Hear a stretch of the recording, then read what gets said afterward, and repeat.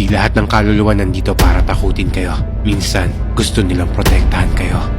Story time. Ako si Roslyn. Meron akong karanasan sa unang bahay namin sa Tondo, Manila. Buntis ang mama ko at kabuanan niya na nito.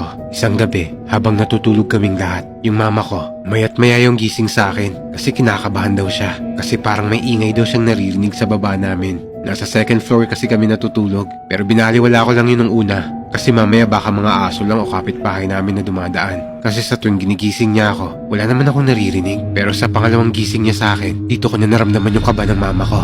Kasi rinig na sa boses niya yung takot at kaba niya. Pero hinayaan ko pa rin to.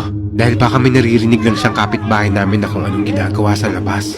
Sa pangatlong gising sa akin ni mama, bumangon na ako. Kasi hindi na talaga mapakali si mama. Tas ang sabi niya, lumipat daw kami sa bahay ng ninang ko. Medyo malayo pa yun sa amin at bandang 2:00 na madaling araw nito. Pero pumayag pa rin ako. Kaya dahan-dahan na kaming bumangon. Tapos pagbaba namin, laking gulat namin dahil nakabukas na yung pintuan ng sala ng bahay namin. At yung gate namin nakabukas na rin. Hindi ako pwedeng magkamali. Dahil bago kami umakyat, sinasarado namin ng maigi yung gate saka yung pintuan namin. Kasi ng panahon na to, nakadestino yung papa ko sa may Batangas. Kaya kami lang ni mama ang tao sa bahay. Kaya sinisigurado namin na laging nakasarado ang lahat. Pero ang nakakapagtaka, walang ni isa sa gamit namin ang nawala. Kaya naisipan namin ni mama na ipatawas ang pangyayaring to.